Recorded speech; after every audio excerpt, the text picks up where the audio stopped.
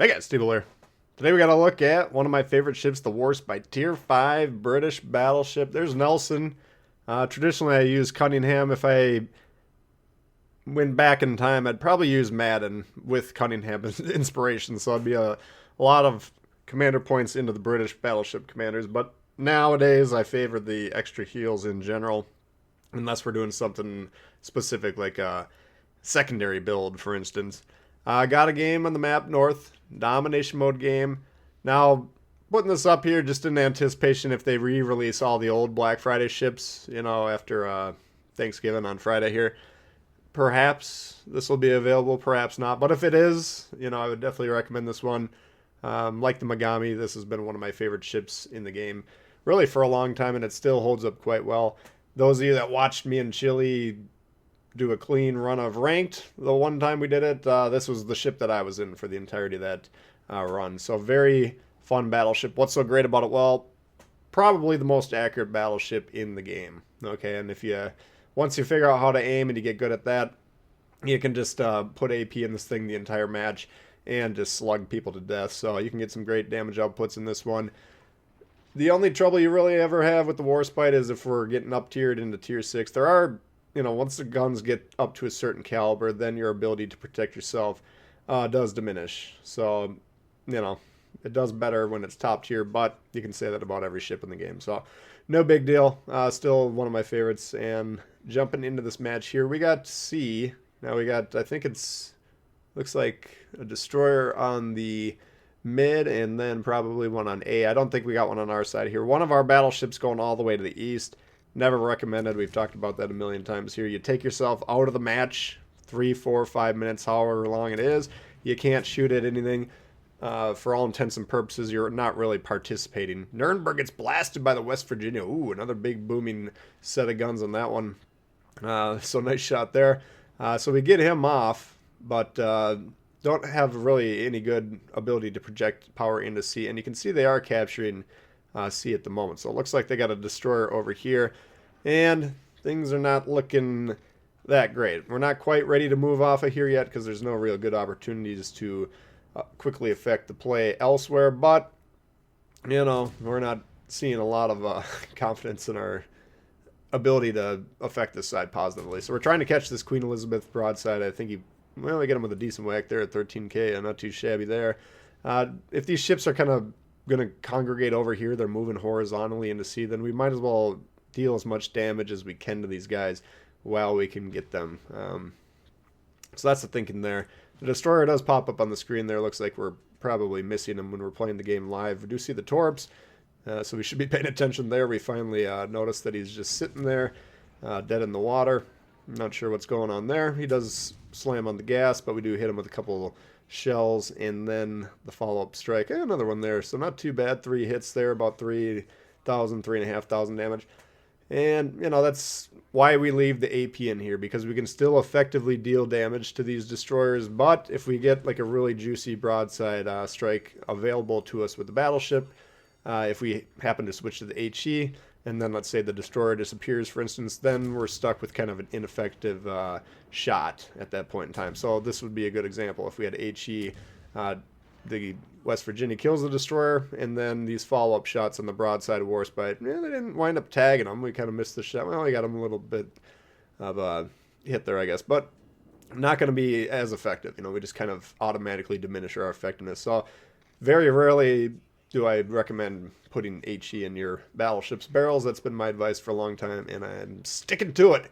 But here, we're starting to say to ourselves, okay, what's the situation here? We got the cruiser moving into sea, I believe. He's trying to capture the base. He's broadside to multiple battleships. If we were doing well, there he goes. I was going to say if we're doing a stream, we could say, place your bets. What do we think is going to happen to him? That was pretty obvious. And so now it's like me and of West Virginia, we're going to try and cap here. The other thing is that guy that we talked about, 3.5 minutes ago, he's finally coming around the island. And once they all notice, oh, there's a battleship right next to us, we'll all gang up on him. He's going to die quickly, presumably. So at this point in time, I'm like, we'll this isn't looking that strong of a play. And what we're all noticing is we got a couple cruisers that have been flushed out of A. You see the only base that's been captured so far is A. Strong overload by the blue team there, and they got a couple cruisers saying to themselves, well, we need some points here. How can we do this? Oh, B's unoccupied. We're going to go in there. And so we're going to notice that on the map here, either after the shot or, in the near future. And we're going to say, okay, well, let's go over there and try and counter them. Because you can see we've got 2 destroyers over there, but they're heading to the back. Either they're countering the destroyer, which would be a glorious play, or torping the backline Betty battleship, which is completely not productive in terms of strategy. But nonetheless, be unoccupied. We notice that. We're going to go over there, and this is going to be trouble for them. Now, one of those cruisers is actually one of my channel members, Bronner, and it's good for me to see, I know these guys, a lot of you guys that watch the channel a lot, you're interested in learning about the game, becoming better at the game, and that's a much better play, rather than, kind of get gradually driven off of a cap that you've already lost. Well, look for an opportunity to at least keep the game competitive, because at this point in time, they're only down 2 ships. The score is getting a little bit out of control, though, because they haven't had a cap all game. We're finally pressuring C. Are we going to be able to capture that? Probably not. All those guys in the north end of the map have to do is shoot them periodically, and they'll just keep resetting them. So, once again, not a lot happening on C. Scoring play going down on B, and we're in the best position to defend it anyways, and we're probably the only one that's really paying that close of attention until about at this point when they've killed those ships that were to the north of A. So that's the play there. Get a little bit more ship damage as we go on. Haven't done a huge amount of damage. We've already gotten our ship's HP and damage, of course, so we've paid our way into this game, kind of guaranteed that if we die all of a sudden in terms of a team HP pie, we're not going to be losing more HP from the team than we've gained. So that's always good once you've hit that milestone. Then we're kind of playing with house money. Seen B get captured here, though. We're going to go over here full speed. Now, the Warspite, not very fast. It's kind of like the Americans, about 20 knots, give or take, the lower tier Americans at least. So that's one of the drawbacks of this. But I think the maneuverability is pretty good. The turning side to side, the propeller, which is the mod I got, the prop mod. I like how the Warspite moves, despite the low max speed here. So we got the Exeter, that's my boy, and then the other cruiser. And we're thinking, well, we should probably kill the member, but the Bajoni is trying to murder us with torpedoes close range. So we tried to dev strike him there. Full health to no health, just about 1,000, 2,000 HP shy. Gonna slam on the brakes because we know he's in the suicide torp mode, and then we're turning the nose in. Whenever you're getting torped, point the nose at the expected point of origin, waiting for those guns to reload. Well, he should also get some secondary hits. He doesn't have a lot of HP. He has to launch as quick as he can there because he suspects the secondaries will go off and kill him, which they did, of course. And we only ate 2 of those torps. So, once again, tried a suicide torpedo strike battleship with the cruiser. Not the most reliable play known to man. And we actually dropped spot despite, I don't know if we had the firing penalty or not, but we went behind that rock, which even though this Exeter is in the smoke, the rock cut off the full line of sight.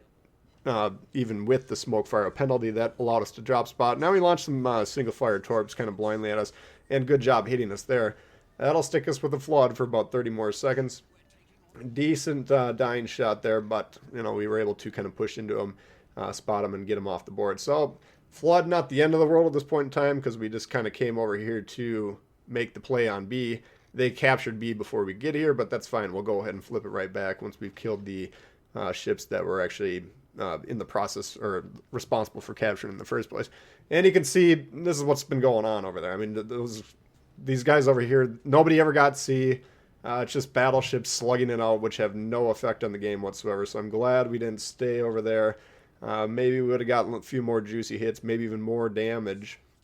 But in terms of actually affecting the game, making sure the team won, and the game's a runaway at this point in time, but, we helped kill those 2 cruisers and make it the runaway that it is. So good job overall. The blue team did a good job overloading A, driving them out, capturing that, making sure they capture it as they do it. And now we're just kind of moving into the center of the map, trying to get some shots on these guys, hopefully getting some crossfire. It's going to be hard to set that up because, you can see most of the battleships are kind of in the row that actually contains the caps that we're in, like A, B, C row, whatever you'd want to call that, about E. If we ever get some numbers and letters on the board, I guess it would probably be about E or F. But, you know, so we can't really reliably set up crossfires there. But these guys are just sitting there broadside. They're still angling towards sea like they've been doing for most of the game. So we're going to be trying to plink them with a couple of hits here and pile on some more damage. So, you know, we've covered the Warspite. I've probably done about 5 Warspite videos on the channel over the years, and not to mention all the times we played them on the stream. Well, the original Warspite, I believe, is still my most played ship, and I haven't played that one since we got this one, and we've played God knows how many games on this. So overall, the Warspite undoubtedly is the most played ship in my fleet. I don't think it's, you know, if I need to guarantee a win as a solo player, I wouldn't necessarily play a battleship, but this is about as reliable of a battleship as you can come, you know, and that's, again, it comes down to the inherent accuracy of the guns, the ability to just chew people up with the accuracy and the high damage, and it's just a lot of fun to play. So if you're in the market for, you know, a good premium, especially if you're a newer player trying to pick up your first premium battleship, nice tier 5, good credit maker, you know, but we're not trying to get too high up in the tiers where we don't have the experience yet. And a lot of people generally regard tier 5 as the most fun tier as is anyway. So we go ahead and give them a good game there. I think we wind up getting a little bit more damage though. We got one more red ship here. We'll see if that destroyer can spot him. There he is. He's all the way over on the east as well. And just, I mean, if you guys watch PC players play this game, there's some strategic value over there, but that's because they have spawns. And I think, excuse me, I think they actually have a decap that's all the way on the east. So maybe some people are watching those PC players play the game and they're like, well, this eastern side of the map actually is valuable. Tbull keeps saying it isn't, but those guys know what they're talking about as well. But that's why there's nothing to do over there. There's no caps. All the shots are blocked into the middle of the map. You can't hit B for sure. You can't hit C unless you're right in that little gap. So there's no reason to be over there. And if you know there's a ship that's kind of sailing, you know, from the opposite, you know, red ship coming at you from the other way on the eastern side of the map, let them do their thing. Give them the 3 or 4 minutes that it's going to take them to get up there. Just keep it in your mind, you know. Overload the 2 remaining ships that are playing C, take them out as quickly as possible, and then when the guy actually comes around the bend 3, 4, 5 minutes later, you're already aware that he's going to be there because he hasn't been doing anything. There's nowhere else that he could possibly be, and you're going to have your guns ready. You're going to blow him up and show him the folly of his ways. So I find no justification whatsoever in 99% of scenarios to ever be on that part of the map, and yet you see it almost every single game. It's just kind of a bummer. But anyway, this will be one more final salvo. I think we do secure the final kill on the Warspite. So you guys let me know. I know we got a lot of Warspite fans on the channel, but let me know what's your favorite premium battleship, as I'm kind of interested to hear from you guys. Maybe we can do some coverage on some of those coming up here in the future. So that'll do it for that one. Hopefully you guys did enjoy it. If you did, please hit the thumbs up. New to the channel, consider subscribing. Questions, comments, leave them below. Love to hear from you, and we'll see y'all later. Peace.